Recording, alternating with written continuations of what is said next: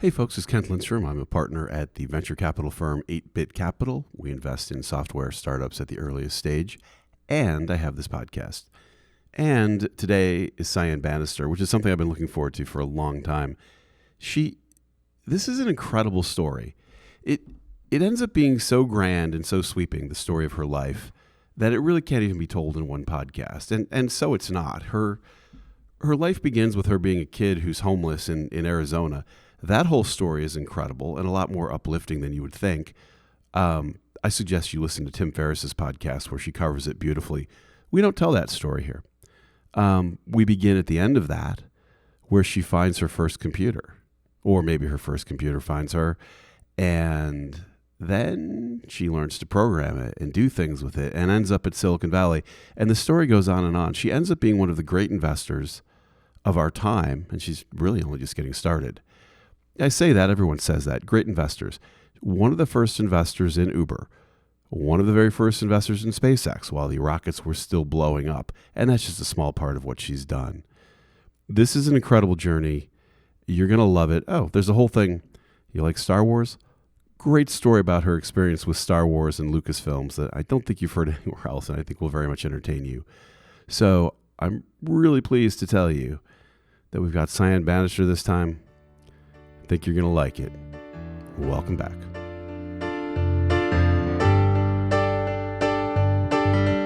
All right, welcome back. This is the Something Venture podcast. I am Kent Lindstrom. I am your host. My guest today is Cyan Banister. How are you doing? I'm doing great. Thank you so much for doing this. Cyan, I tried to put together this introduction, and there's so many pieces to what you've done, so I'm gonna give it a try, but I might not get all of it. She's a partner investor at Long Journey Ventures, was a partner at Founders Fund, has written eloquently in The Ugly Duckling about starting off homeless, although, as you beautifully laid out in Tim Ferriss's podcast, that's not as sad a story as you might think. It's sort of a story of resilience. And has invested, it kind of reminds me of Elad Gil, who I also had on, who you can't quite figure out how he or how you are in so many companies, but they've included investments in Uber, SpaceX, Niantic, HQ Trivia, which is interesting, Anduril. And so trying to think of where to start this, I think retelling the story of your being homeless has just been done so well elsewhere, but I wanted to start with, how do you first find a computer when you're on the street? So many people I talk to have a love affair with some first computer, some Commodore, something they found. How do you come to a computer in that world? Well, I'm excited to tell you this story. The first computer that I ever got to play with was when I was a kid. We'll start there. And I was in a teacher's class named Miss Haney, and she had basically a computer in a little room off of the main room. And she would let me go sit in there and we would learn Logo, programming language. And then at some point, the school yanked all of the computers from all of the classrooms, including the computer lab, and then the school was computerless. And I didn't encounter another one again until high school. But I'm very thankful that I got that seed planted, because I don't think I would have noticed when I saw a computer the first time in the wild that was a portable computer. So it was at a coffee shop. I saw a guy that I had met when I was homeless as a silk screener. You know, he was one of my first customers. And I saw him walking down the street, and he had a shirt on that I had made. And he became my friend, and I hadn't hung out with him, but I saw him again a few months later at a coffee shop, and he was sitting in the dark, and the glowing of the laptop screen illuminated his face. And I remember running over there, and I didn't even care who it was, and I just walked up to him and I said, "What is that? Where did you get it? How did you get it?" And it was a work laptop, and he told me how expensive they were, and I thought they were completely out of reach for me, that I would never have one. And so fast forward to where he helps me get online for the first time. I heard a modem sound for the first time through him. He introduces me to Unix. I end up falling into a group of hacker kids at 2600 meetups in Phoenix, Arizona. And, well, this is a fun but terrible story, but one of the kids in that hacker group, I kind of became his big sister. and he was my little brother. It was not official part of a program or anything like that, but it just kind of fell into that. And he and his friends actually stole a computer and gave it to me. That was my first computer. I didn't ask for this. They proactively did it. I had to reprimand them for it, and I was too terrified to give it back because I thought for sure these kids would go to jail. But we sat up all night and installed Unix on it. And that was my first laptop for a while. But that thing was cursed from the day it was Yeah. stolen till it was just bad. But eventually, another hacker in the group gave me a desktop computer once I had a home. And so my very first computer was a pizza box shaped old Mac computer, a server. But that first laptop that I had was illegally, obtained, unfortunately. And what, it's funny. It just reminded me the story. It reminded me of Bill Gates. It's probably not what you thought. I think the story of Bill Gates was that he found computers because he was in some real. It's kind of the opposite story, really. But he was in some really rich school in Washington, and his mom just happened to be rich and get like a computer. It was like, and they had time on some mainframe or something like that. So, in fact, when Bill Gates was using a computer first, he was kind of one of just the first people who had access to it. Like it wasn't like a million kids across America got their computers at the same time as Bill Gates. He was just like this really early adopter. Exactly. And a lot of parents, I don't think people understand that desktops back then that were very slow, that had very small hard drives, were anywhere from $3,000 to $6,000. Right. And, if you were a kid who wanted to tinker around on a computer, most likely your parents didn't want you to touch it. Right. Right. So, yeah, so I was very fortunate to have my stolen laptop. But, I really wish they hadn't have stolen it, but it was, and I've never told this story either. So this Oh is the man, first. they're coming for you now. And what was I can barely remember the back reaches of my memory, but this is when the internet was magical. Like so you would log into something, right, with your 2600 baud, your modem that made those crazy beeping sounds.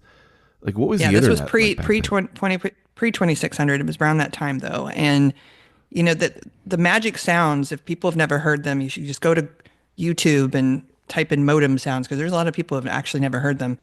You'd hear this sound, and eventually you would connect, and then this feeling of being connected to the whole world through a device Yeah. was the most magical thing I had ever experienced. The fact that I had a small experience living where I was, it suddenly became very grand and very vast.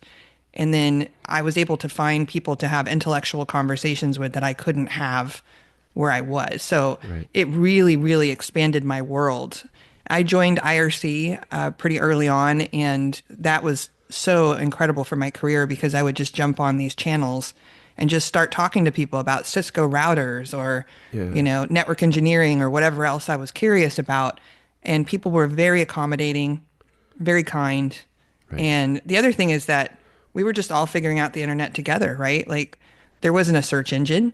There wasn't, back then you had to share links and try to promote each other's links. It was near impossible to find content on the internet. Yeah. And then every day something new and innovative would come out and something new and exciting. I remember when Google launched, for example, and that changed everything. At that time, there was Alta Vista and a few other search engines, but Google really changed the game. Yeah.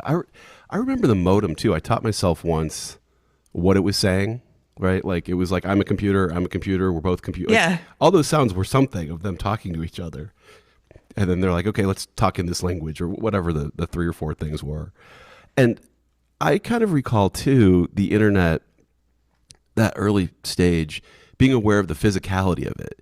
Like you would, from San Diego, and you'd log into Minnesota or something like that. And it was just, now who cares? Your data's all over the place. But at the time I was like, I can't believe I'm logging into a library computer in Minnesota. It was just sort of, you just couldn't imagine it. And No, you couldn't. It was, I wish people, I mean, I don't know what the equivalent, I guess the equivalent today is LLMs, and the magic of AI has that kind of wonder right. that early days of the internet had, but keep in mind, like for those listening, like most of us went to the library or, existed off of the very little literature that we were able to encounter until the internet came around. Yeah. And so, like, broadening that horizon of information was just profound. And what do you think the difference is for people? Or is is it just like my time it was better, but people who kind of went from a green screen and learning prompts to sort of the magic of the first time they saw like a Mosaic browser, to people who just start out with a 100, completely connected iPad, works perfectly, never built a computer. Do you think there's something different between those generations? Oh, for sure. And what's really interesting is young kids these days, Gen Alpha, there's a trend where some of them are installing something called Arch Linux. And what they do is and if you ask them why, they say, well, I want to go from first principles and I want to understand, when I put an operating system on my computer, what are every single process that's running? What are they doing? I want to understand it. So kids are thinking from first principles and trying to recreate what you and I lived through. Yeah. And those kids are really interesting to me. They're joining modding communities for video games, Wow. and they're thinking about how their computer works. So that's not lost completely. There's still these hacker kids who really want to understand, like, when I press the H key on my keyboard, how does it end up on my screen? Right. And these are the types of questions you and I used to have.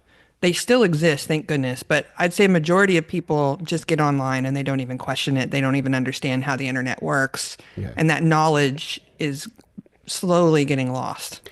And even before me, the guys were, people were building their computers. Like they were, putting boards and things together and going to like homebrew clubs.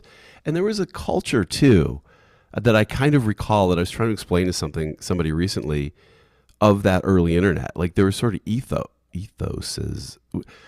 So for example, like you wouldn't, the idea of Amazon, like selling things wasn't cool, right? No. Like, or making money wasn't cool. It was not cool. And when URLs came along, like you wouldn't just grab a URL. Like it wasn't cool to like go get business.com and morganstanley.com or whatever. You just took what you needed. It was this, like when you see what happened to the internet later, it was not what the ethos was at the time at all. No, I think that we set out as sort of I like to call us the pipe builders of the internet, who laid the groundwork for it, with this dream that it would be a distributed, decentralized internet and that no one would control it. Yeah. And the idea that there would be these monopolies, that there would be a Facebook or a walled garden or, anything like that was a huge violation of what the early architects of the internet believed it would become and wanted it to become. Yeah. And I think we're reverting back to the dream with crypto and with some of the things that are appearing now. But I would say that a lot of it started to deteriorate when AOL showed up.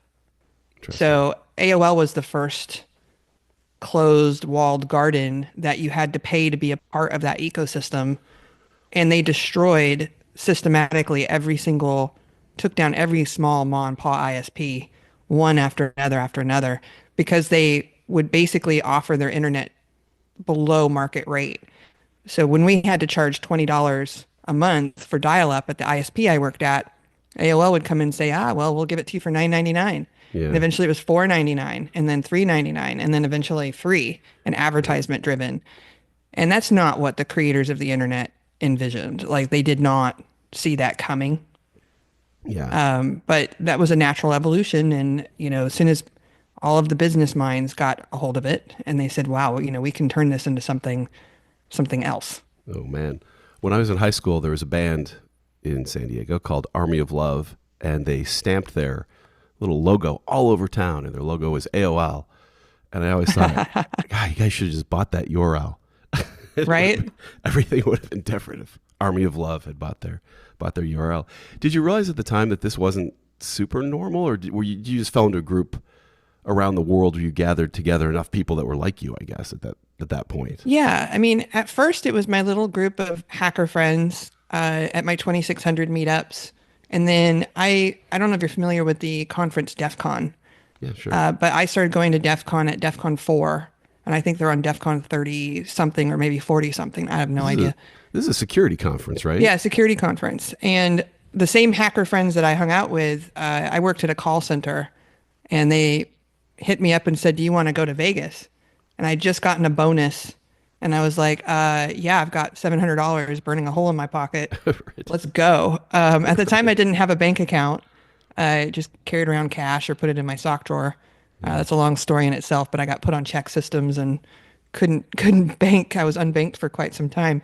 But we went to Vegas, and I think we were 18 years old, 18 or 19, Chris and I.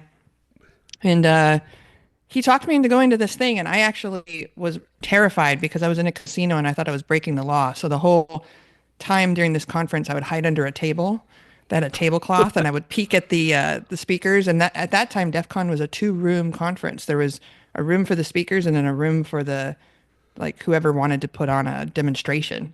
Right. And then there was a what's called a capture the flag contest.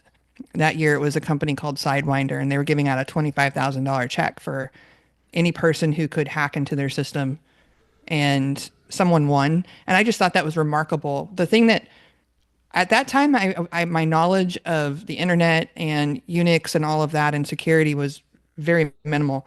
But that's what's got me hooked was seeing Yeah. those people running around and how passionate they were and how excited they were to be part of this industry.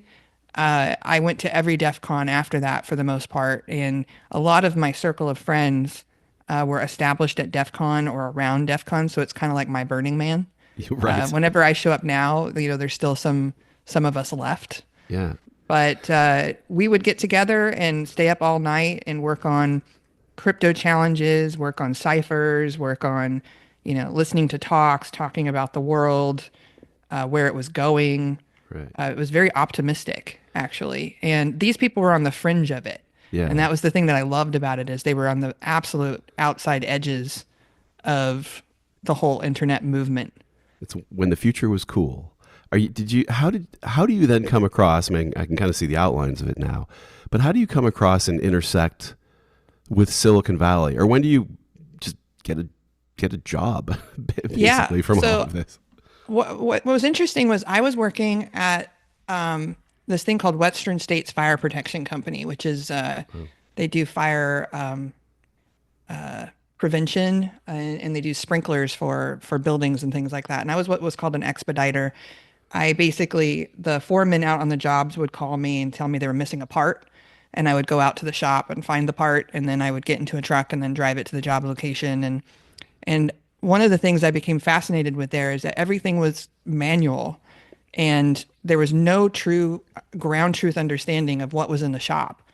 And so I talked the CEO into letting me inventory everything and start a whole system where I created a database around what was in the shop. Yeah. And I wouldn't say bored because I'm a very curious person, but if I'm sitting there doing nothing, I can't do it. I have to learn something at all times. And so that was me trying to learn something new. But also they were ferrying around, what do you call it, blueprints by hand. They were printing them on these big rolls. And then I was like, why don't you put these on zip drives? Because those were a thing at the time. Right. And there's other, or FTP or something like this is just ridiculous that we're carrying on these scrolls all over town. Right. At that time, my friend said, you should get a job in the tech industry. You should not be doing what you're doing. And I was like, I don't know how to get a job in the tech industry. Don't you have to have a high school diploma or a degree or something? And they're like, no, this is the one industry where you don't need any of that. And I was like, okay, tell me more. And they said, well, why don't you come over and we'll role play what it means to be a tech support person for dial-up. And my friends role played with me. They were the customer. I was the support person. And we went through several calls where I would troubleshoot whatever problem they were having. And then I got an interview at an ISP and they hired me to do dial-up tech support. So that's how I got into the industry. Now, how I advanced in the industry was my boss, Lee, who's an amazing mentor. Unfortunately, he's no longer with us, but he saw me, I guess, wasting my time in his opinion. Speaking of domains, I actually registered a ton of them because they were free.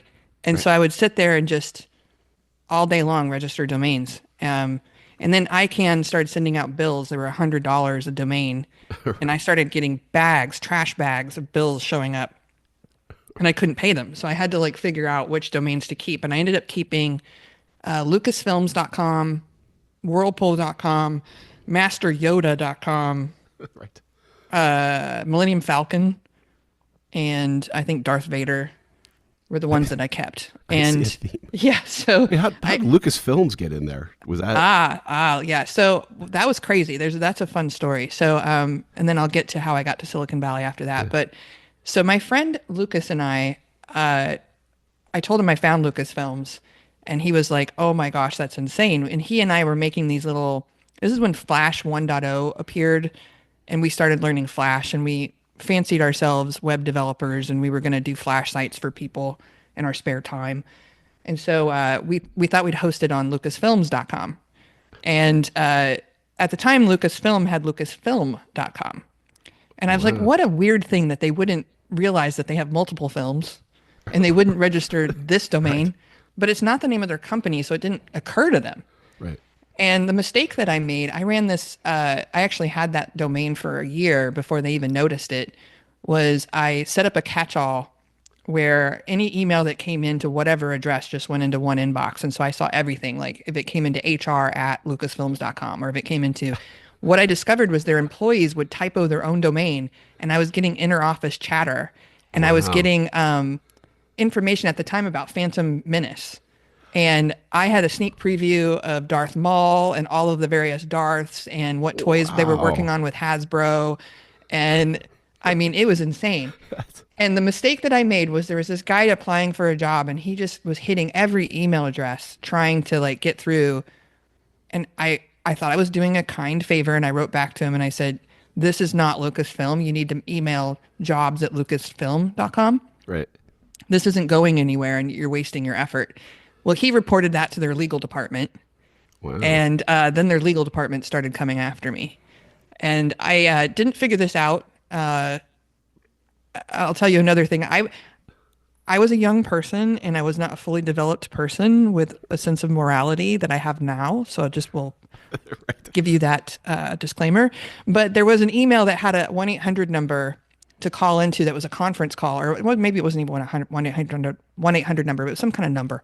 But anyway, I called into it, and it was the lawyers talking about all the various domains they wanted to get back from people. And I sat and listened in on this call. Wow. And they went through each one of us, and they got to me. And to listen to them talk about me, they're like, Cyan Callahan, which was my name at the time. Right. She won't be a problem.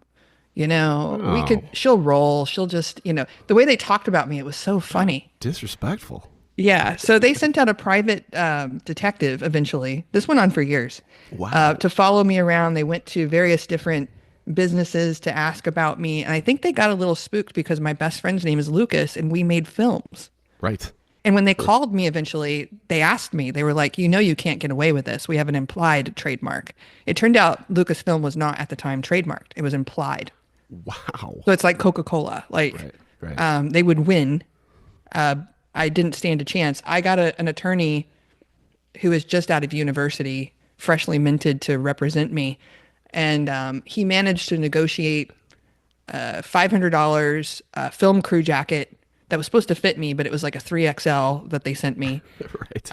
I wanted a life-size Boba Fett, Yep. and they did not send that. And then a tour of Skywalker Ranch.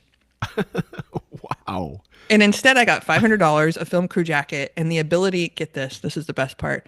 They told me I could register. They wouldn't register it for me. I could register, and I could lawfully, with permission, operate a fan site at these two domains that they picked for me, which is feelingthepower.com and notajediyet.com. Wow. That has to be the craziest negotiation I've heard. Yeah, I mean, it was nuts. Whirlpool I had, and it was just taken from me. They didn't even bother. They just took it. They wrote to ICANN and was like, GE was like, we own the Whirlpool brand. But Whirlpool is a thing that occurs in nature. Right. They shouldn't have been able to take it, but they did. Yeah. So I lost that one. But anyway, my boss came over to me and he threw a book on my lap and he said, you might make something of yourself if you don't sit around and register domains all day. Right. And I looked at him and I'm like, what are you doing? Spying on me? How do you know what I'm doing? And he's like, well, if you read this book, it'll tell you. And I was like, And And at the time, I really didn't like authority and, older people. And so I just threw the book in the corner and I was like, I'm not reading this garbage. And so, I don't know, it's about 3 months later, book is collecting dust and I had some time to kill and I was like, oh, what the heck? I'm gonna read it. So I read it. I think it's like on page 8 or 9. It's called The Essential Guide to System Administration. It's an O'Reilly book. Around page 8 or 9, there's a whole thing about what's called shell escapes. So a shell escape is when you are running a command as root that does something that root would do, which is a super user on Unix, as someone who is not a super user. So it gives you very temporary abilities to do something as an administrator on a computer, and then it ends. But while that command is running, if you escape out of it into a shell and you type, "Who am I?" you are suddenly root with all of the permissions of root. Wow. And so I was like, huh. And so I started thinking about all of the programs that our lead sysadmin and our CTO had set up for us as dial-up tech support people. And one of them was we didn't have a web interface because this is early in the internet for people to change their passwords for their accounts. So if they lost their password, they had to call. So I was like, we reset people's passwords with a command line command that has to be running as root. So I'll try it on that one. So I did it. Sure enough, I'm root. And I'm like, well, the only next thing I should do is change my boss's password because that seems like the coolest thing to do. Right. So I read about how to change passwords. And so I change his password and I walk into him with his new password written on a piece of paper. And I said, try to log in as root onto the server. And he tried and it didn't work. And he goes, what's going on? And I was like, I locked you out. I've got your new password right here. And I put it in front of him and he's like, that's not possible. That's just not possible. And I'm like, that book you gave me is amazing. And I was just smiling. And he's like, what? And I said, yeah, page 8, shell escapes. And he goes, oh man. And he started thinking, he goes, let me guess, the change password script. And I was like, yes. And he's like, okay. Wow. He's like, go get a chair, pull it up next to me. You're now a sysadmin, a junior sysadmin, and I'm going to take you on as my Padawan, which he did. And from there, I learned how to provision T1s, frac T1s. I set up all of the dial-up modems, worked on DSL. I did web hosting, learned about DNS, network engineering, all from him. And during this time, a whole bunch of really cool things were happening in Silicon Valley. And so I used to subscribe to this magazine called ISPCon or something like that. And Mark Andreessen was on the cover one year. Yeah. And I think at the time he started something called, maybe this is pre-Loud Cloud, post Netscape. But anyway, people were talking about him as this pioneer, interesting person. And I was reading about him and I was like, someday I'm going to meet Mark Andreessen. Yeah. And I was very young then. I was like, I'm going to meet that guy. And then there was another thing that came out about a company. It was an open source project that became a company called SendMail. And I used to write them fam letters and they would send me swag. But eventually I was just like, Google came out and that's what sealed the deal. When Google launched, I realized I'm going to go nowhere in this field if I'm stuck in Arizona. I got to move. Right. So I told Lee the news that I had decided to leave and I gave him my 2 weeks. And I threw everything in my car. I didn't have a plan. I didn't have a job. And I just drove west and arrived in San Francisco and then landed my first startup job almost right away, actually. The employability then was insane until 99 when the dot-com crash happened. Like if you could spell Unix, you could have a job then. It was kind of insane. People were hiring like crazy. Is there a point, from being homeless where you have a job that's paying you and you realize you're not going to be homeless again? Is that a moment or is that not a thing? Yeah. I mean, once I realized that I could, the biggest hurdle that you have to cross first is the lack of a high school diploma. Yeah. That was, being homeless is one thing, but not having an accreditation of this, you can't, there are some fast food restaurants that will not hire you if you do not have a high school diploma. And I wanted to see as an experiment how far I could get without a GED, without anything. And so I would only work places that would not care about those sorts of things. And luckily the tech industry didn't care. The ISP didn't care. No one cared. And so I found my fit, so to Yeah. speak. But sure, once I was at the ISP and I realized that the knowledge that you could obtain to be in this world was vast and endless and still is. Like you can never learn everything there is to learn in our industry. You just can't. Right. That I knew I would never be homeless again. Yeah. So as long as I kept learning and as long as I refreshed my skills, I would always be employed. My husband laughs at me because every time I learn a new skill, I'm like, I'm going to add that to my resume, just in case someday I'm not a VC anymore. So It's like, so do you so do you always just have that sense of it? I mean, obviously you've been incredibly successful as an investor, and there's probably another point in your life when you realized you didn't have to work. Like, is that a point too, where you're? I feel like I've had a lot of people on this podcast who are in that state. Is that a moment too, where you're like, wow, I just made so much money on that thing. I really don't have to tell yeah, people to turn their computer off and on or whatever you do. it's so hard because I'm so driven to work and I Yeah. love working and I love learning that I feel the atrophy of sitting still and not because our industry, like I said, if you were to tune it out for a year or two and come back, the rate of change Right. is so vast, you would be left behind Yeah. in a heartbeat. And so I am hesitant to take a break longer than a month or two, and Yeah. I have not. So I've not Right. had any major gaps in unemployment pretty much my whole life for that reason. And the thought terrifies me actually. I don't know that I'll ever quit Right.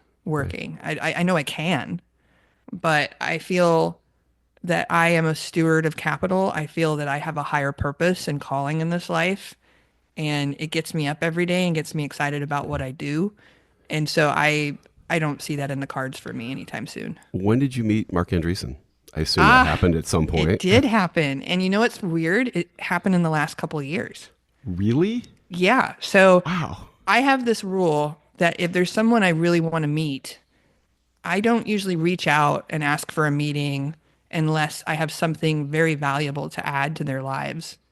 And I wanted to be Mark Andreessen's peer when we met, and that was Wow. my goal. It's quite a goal. And so he, I'm trying to think about, oh, it was when I was raising money for my fund that I co-founded with Lee, Long Journey. I reached out to him because I wanted to talk to him about it. And when I came in, we had lunch, and the very first thing he said was, "Why haven't we met before? Seems Hmm. like we should have met." And he's like, "Why did it take so long?" And I'm like, "I don't know." But what he didn't know, and I think he still doesn't know. Maybe he'll find out from this podcast, but he was a hero of mine, and he was one of the number one reasons I came to Silicon Valley. And what even drew me to this world in the first place was seeing him on the cover of these magazines and seeing the interviews with him and how he was such a pioneer and the way that he thought was so vastly different than everybody else. And so to sit in that room with him and for him to say that and to see me as a peer was pretty profound. That's amazing. My partner Jonathan Abrams came to Silicon Valley from Canada. Immigrated because Mark Andreessen. He I love wanted to Jonathan. meet him and work at Netscape, and he did. Like, just Yeah. came over. And so at some point you go from typing and creating code to investing. How'd that happen? Like, Yeah. So I basically went from startup job to startup job to startup job, and then the dot com boom and bust happened. And at that time, a lot of my friends just decided to give up and pack up and leave. They didn't want to take a job at Starbucks or to take a job that they felt was beneath their experience level. And so they would go any place else in the world where they could get a job, which wasn't Silicon Valley. And instead of doing that, I basically decided I would take any job that would come my way. And I ended up working at a nonprofit called the Women's Economic Agenda Project. And I was their CTO for a while. And what they did was they worked with Cisco to re-educate women in a welfare to work program who either had gone to prison or, they'd had a brush with the law or they were victims of some sort of crime. And I had about 30 of these students that enrolled in the program I was in, and I was supposed to teach them by the end of it how to route packets on a Cisco router.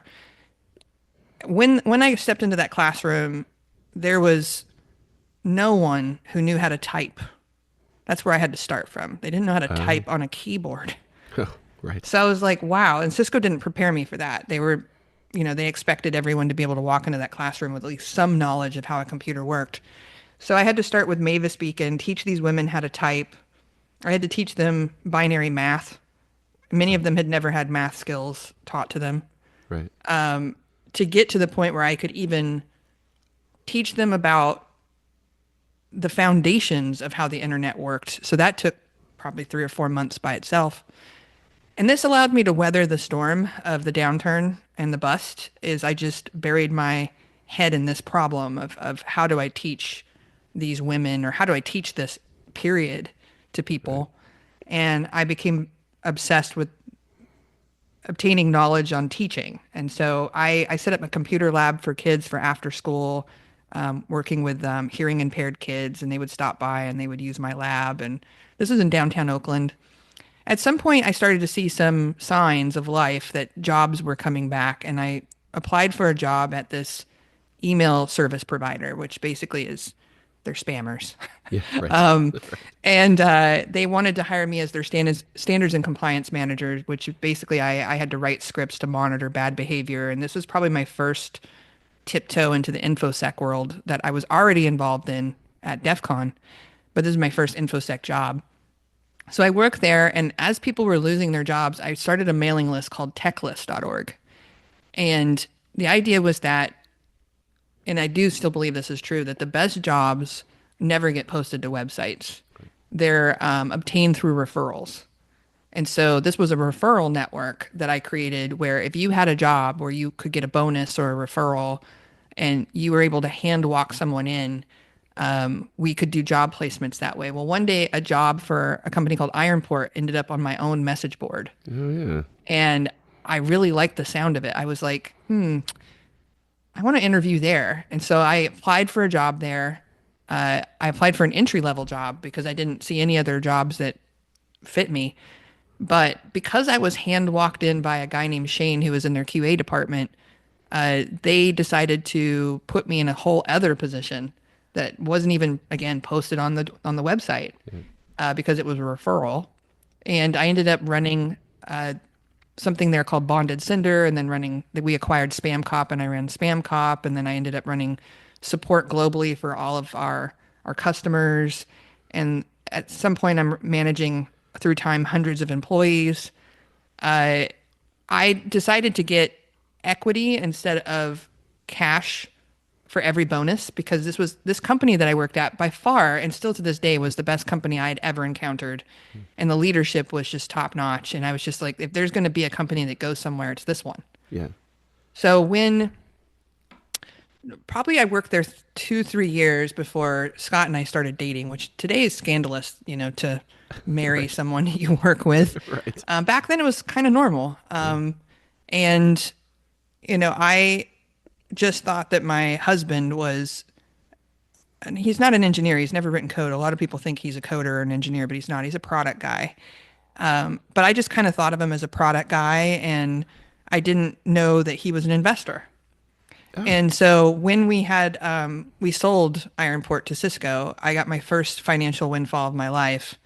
And I remember sitting around with him saying, well, what do I do with this? Like, do I put it into real estate? Do I put it into the public stock market? And he's like, no, no. As a matter of fact, you're young and you are employable and we have a little bit of a safety net. So you should take incredibly high risk swings at something that could have outsized returns and make more money with that money than you would ever make sleeping under a desk at a startup. right. And I was like, well, how do you do that? And he's like, it's called angel investing. So let me teach you about it. Right. So what he noticed, this is Scott actually, I wish more husbands would get their wives or their families involved in their businesses because predominantly this is a male dominated field. But he noticed that I was an early adopter and I was showing up at home saying like, check out this site called Yelp. I'm Yeah. now and part of the Yelp elite squad. And he's like, what? And then, interestingly, he was involved with Yelp and I had no idea. Like he actually helped name Yelp. Right. And he started to take notice of this. My wife is constantly coming home with some new investable thing. And so he said, well, why don't you become the scout for us and you become the front of house? I hate meeting people. I hate going to conferences. I hate all of this. And he's like, you go out and you do this stuff, meet all the people, do all the things, and then come back and tell me what you find, and we'll start making decisions together. So we started that way. And my first check that I wrote was into SpaceX. And Wow. how that happened was all because, again, my husband went to school at University of Illinois, and he went to school with Luke Nosek and Max Levchin. Interestingly, Mark Andreessen also went to that Yeah. school, but he's their senior. Yeah. I think Chris Michael, a bunch of, yeah. yeah, a bunch of people went there. And when they dropped out of school, they came out west and they, co-created PayPal all together. And my husband, had a couple of success stories where he had built and sold companies by the time he was 20 years old. And he was one of the first angel investors. He started investing in his early 20s. And one of his first checks was into PayPal. So Luke Nosek and him go way back to college. Luke, obviously there's the famous story of Elon getting involved with PayPal. And so they all had worked with Elon in some capacity. But Luke had reconnected with Elon and was helping him raise money for SpaceX. So at the time when I invested, the rockets were still blowing up on the launch pad Yep. and they needed a bridge round to survive. And so they went out. Basically, Luke came to our house and he got on his knees and he was like, I am hitting up every friend for every dollar that they have. Like, what do you have? Look in your couches, look wherever you are, just find it, sell whatever you need to sell. Do you have property that you can sell? Like, we need it. Right. And Scott looks at me and he goes, well, there's an opportunity. And I was like, what? And he goes, you could put everything into that. And I was like, So I went and talked to a couple of NASA friends. I talked to Barney Pell, who was a dear friend of ours, anyone that I knew that had any connectivity to space.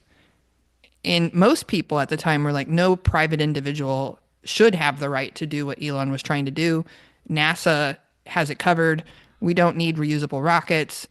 We're never going to launch this many satellites. Like the objections were long, Yeah. but the conviction that Luke had was what got me.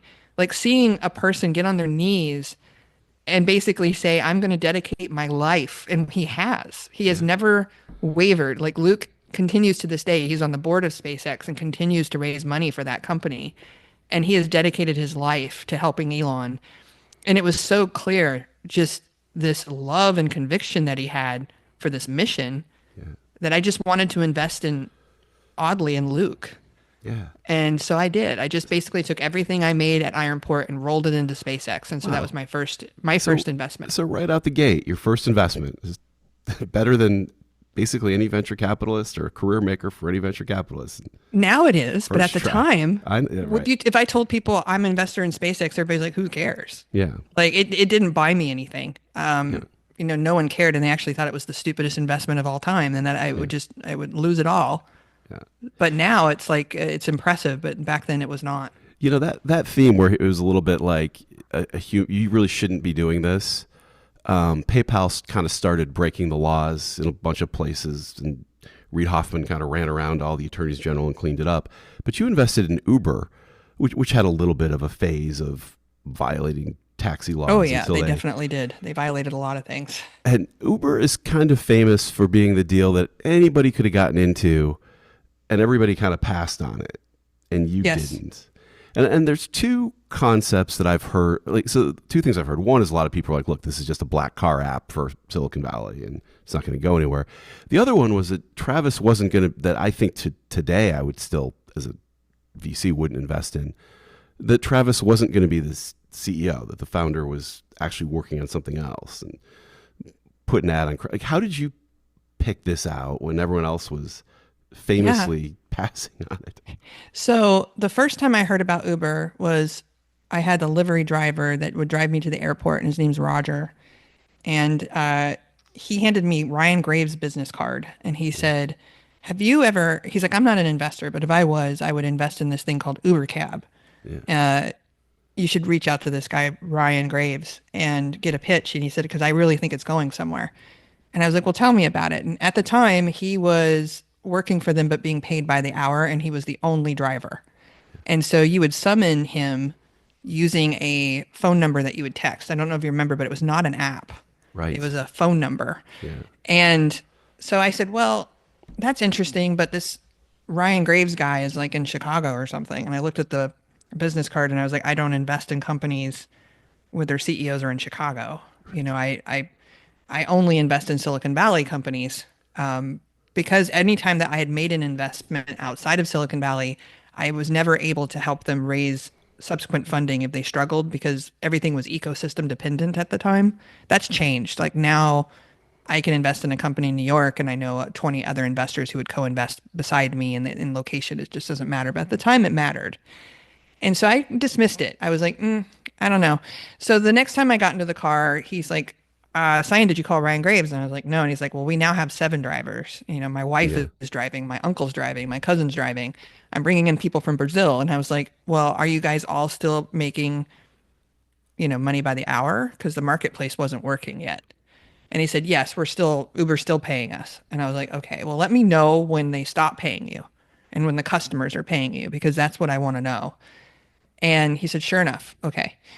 And several other rides. He keeps trying to push Ryan Graves. I have a collection of Ryan Graves business cards. I should frame them, Right. from Roger. And I didn't reach out to him again because of this weird thesis that I had, but I went to August Capital has this event called the Lobby, and I went to the Mhm. lobby, and that's when I met Travis the first time.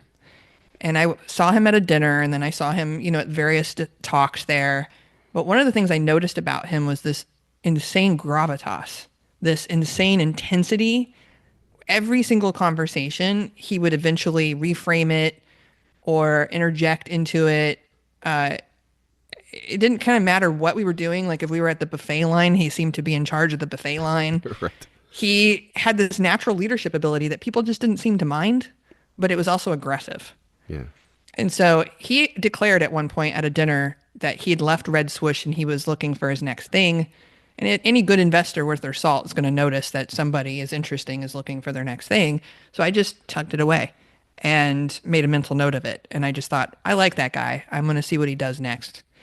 And what he did next was Jason Calacanis invited me to this dinner called Open Angel Forum, where he was sharing deal flow from his friends and his network. And lo and behold, Travis Kalanick gets up and presents UberCab. Yeah. And that's when I knew. I was like, he's going to be the CEO. I know it because his personality is such that he would never, ever, ever let someone else be the CEO, Right. based on what I saw in Hawaii.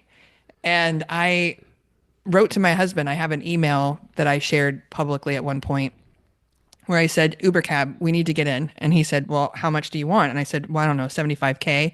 And he's like, okay, go get all the information in the docs and set up a meeting.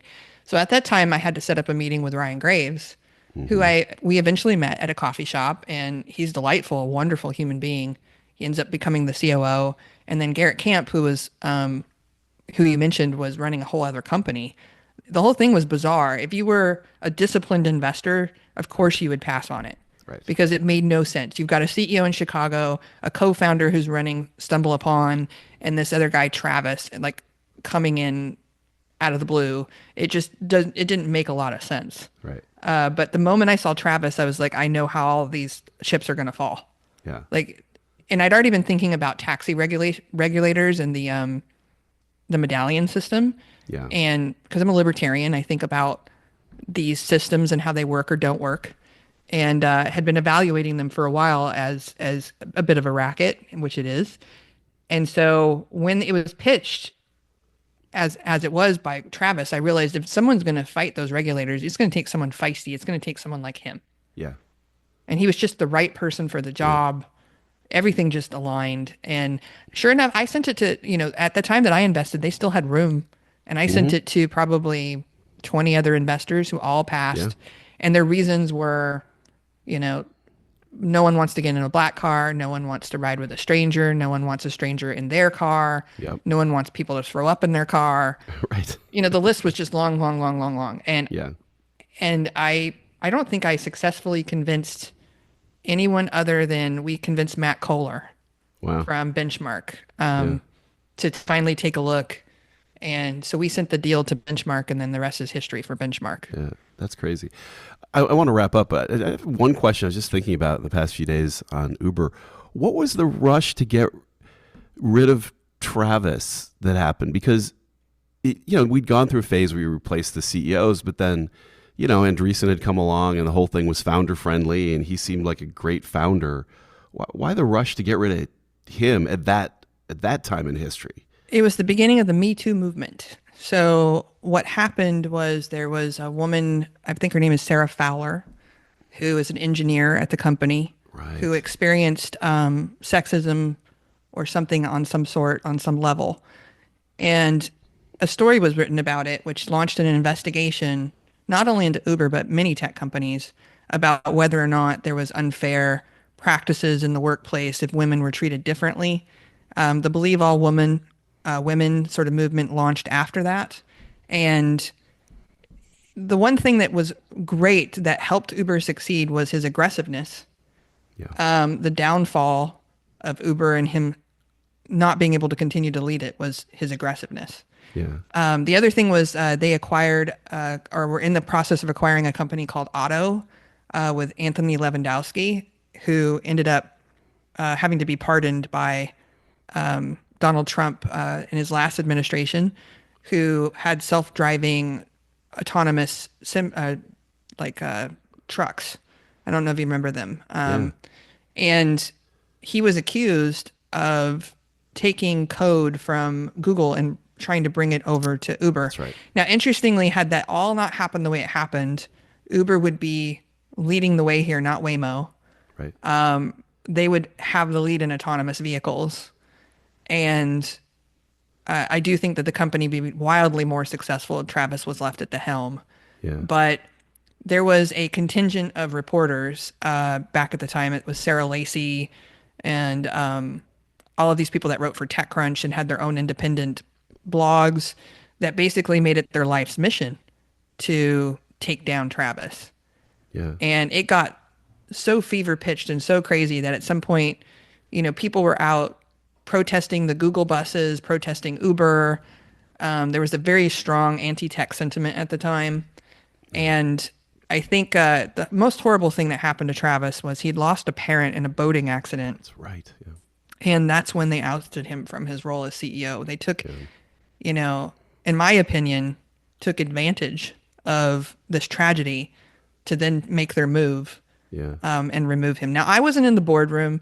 I don't know what was said or what was done, but I did think it was such a tragedy to lose him and then to lose Emil Michael. Yeah. And when you lose the heart of your company, then at that point it was just, let's stabilize it, keep it kind of the same. They stopped being innovative. They started acquiring companies. They, acquired Postmates Yeah. to fix Uber Eats. And in my opinion, they haven't done anything really innovative or new ever since. And now it looks like Waymo or Tesla is going to kind of take over the self-driving world. Yeah, I think Tesla, it would be wise if they bought Uber. I've stated this before. I think it's a natural move. They're worth so much, Tesla, that this would be just a drop in the bucket. And then all of the customers that Uber has and the network that they've built can automatically just sort of move into self-driving eventually.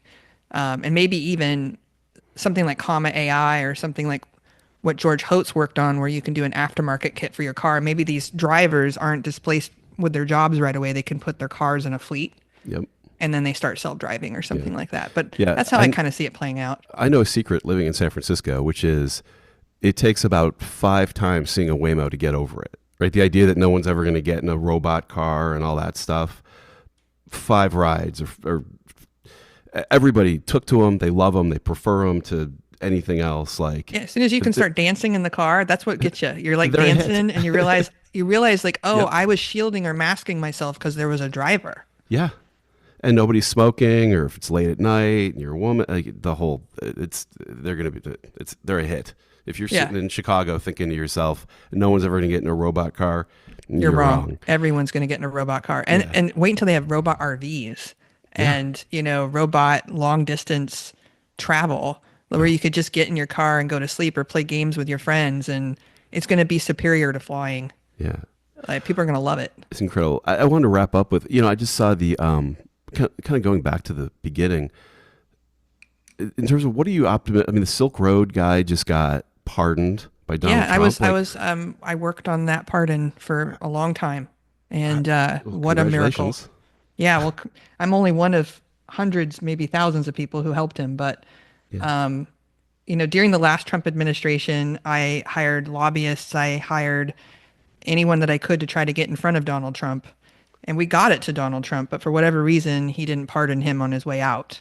Yeah. With Biden, it was a lost cause. We didn't Sure. even really try. They had no incentive, no political incentive to do it.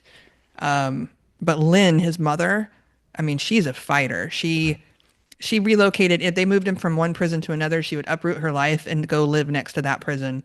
And she would see him every chance she got and talk to him every chance she got. Wow. It's a remarkable story, and it's just a miracle that he's free. And I can't wait to see what he does next. That's great. Well, what are you optimistic about now? How are you, compared to, the first time you heard the modem connecting to the internet? Where are you now in terms of being optimistic? Spatial computing. I Yeah. am obsessed with it. I've been obsessed with it since I was at Founders Fund. It's just the time to strike as an investor that's a timing issue. It's very, very difficult to figure out. A lot of people put a ton of money into VR thinking it was going to have its moment. And its breakout success stories were Beat Saber, Gorilla Tag, Right. and that's about it. So, the metaverse is supposed to be a thing. It didn't become a thing. You and I aren't having a meeting in metaverse right now for this podcast, Right. But I just saw the Orions. I went and saw them, got my hands on them. I was obsessed with the Meta Ray-Ban glasses. And as an MVP, as just a pair of glasses that you walk around and you can ask AI about the world around you, it's obviously AI has to be part of this for the moment to happen. It has so much utility without an overlay of a fake environment onto the real environment. So AR is not even necessary for these glasses to be magical. But the Orions add the AR component, where suddenly there's an overlaid world onto your world. It's light. It's not a heavy lift, but it's a point solution towards the end game. And the end game is that we're going to have a wearable that re-renders your world around you, and everything around you becomes an interface. And at that point, the 2D world with windows and flat worlds that we work in are going to go away. UI will be incredibly different. And I do think we're going to head that direction, and it's going to happen, and it's going to be the most magical thing that anyone has ever experienced. I'm convinced now that Meta is the next Apple, because Apple came out with the Apple Vision Pro. Everybody was so excited about it, but basically it's an iPad you put on your face. There's nothing innovative about it. There's nothing new. And that's why it's flopped, and most people aren't using it. It doesn't matter how beautiful it is. Right. It's going to take a whole new change in user behavior. And I think Meta's approach of boiling the frog, which is first we're going to give you the Ray-Bans, we're going to get you used to wearing a wearable so that you can't live without it. It's kind of like the iPod moment. Right. They've just introduced an iPod. Yeah. And in the beginning, it was just a device that you would carry around that had your music on it. And that's all that the Meta Ray-Bans are. It's a device that you carry around that has your music on it. Yeah. But pretty soon, you're going to be able to do all kinds of magical things with them that are just remarkable. And That's cool. and the form factor, like they're light. There's not this big old battery that you're tethered to with a cord. Right. It looks nothing like Magic Leap. It looks like a real consumer product. And this is just version 1. So I think that the timing to start investing in this space is probably in the next couple of years.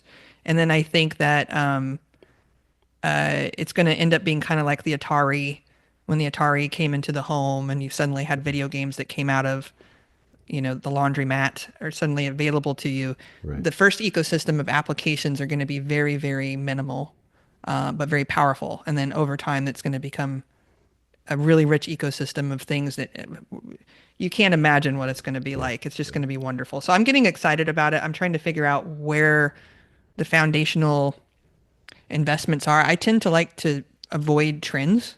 So like right now, everybody's investing in a lot of the application layer of AI, and I'm doing some of it. But for the most part, I'm sitting out this hype cycle because it's like a Cambrian explosion. As soon as you see a cool company that you're excited about, 7 other founders show up Right. with a very similar thing. And it's very difficult to figure out which one's going to be the winner unless you index them all, right? Yeah.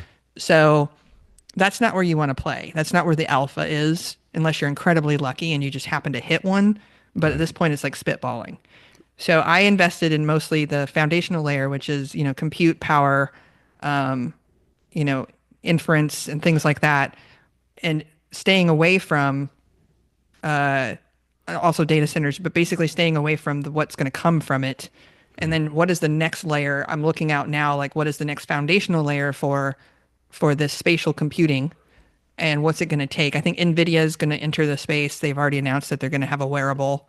Everyone's going to have a wearable. Right. So So the future is cool again. the future's cool. I mean, Yeah. if you think about it, like there's so many things to be optimistic about. I mean, the people are so worried about AI and job displacement, but jobs are not going to be necessarily displaced. They're going to be reconfigured. They're going to be different. Right. You're going to be able to have multimillionaires. A new type of entrepreneur is going to emerge that might not even be investable from a venture standpoint for what we do. Right. It's going to be these micro entrepreneurs that can spin up agents and launch a company for a consumer product that makes a few $1,000,000, and then suddenly they become angel investors. So I actually see a wave of angel investors coming like we've never seen before. So platforms like AngelList, Republic, syndications of deals, that sort of stuff I think is going to take off even more than it already has, Yep. which is going to make early stage venture harder and harder and harder over time. So I do think that our jobs are going to get more difficult. But I'm excited about it. I like difficulty, and That's cool. I want to keep my batting average high, and so I just have to adapt and change and not be gloom and doom about it all. But venture as we know it could change, and I might be architected out of a job at some point, or it may morph into something totally different. Yeah. Well, as long as the technology keeps evolving, it doesn't really matter. I mean, that's what's Yeah. cool. Like, that's what you started doing. You didn't start trying to get rich. You started trying to meet people on the internet and figure out how to become the root, basically. Yeah, exactly. Money was a side effect, but it was never the goal. Yeah. I wanted to see these products exist in the world, and I wanted people to use them. And then I wanted it to reshape how humanity works. If the other thing I love to talk about is because I was homeless in the past, there are a few things that really harmed me when I was younger. One was minimum wage, high school diploma requirements, so accreditation, and basically anytime you create a bar or a line, there's someone who can't cross it. Right. And when I saw Uber, one of the first things I thought about was if I had a car that was worth anything, suddenly the asset that's sitting around in my garage or in the parking lot or on the street becomes a way for me to make money that I didn't have before. Yep. And, if I have a bicycle or feet that operate, I can be a Postmate and I can deliver a sandwich, and suddenly I have meaningful income, and it's flexible on top of it. These are how I formed my thesis around a lot of these investments was how can I enable entrepreneurs to make technologies that transform the human experience and help alleviate suffering and poverty. Yeah. And then it turns out when you align your purpose with what you love to do and you can pick some of these companies correctly, that there's outsized returns as a result. Yeah. It's an incredible story. Thanks so much for doing this. How do people find you? Like if they want to follow your thinking or writing or. Yeah. So I'm launching a new website. I think it comes out today, the MVP, which I'm really excited about. It's cyanbanister.com. And it actually ties into what we're talking about. The interface of it looks like an old Mac.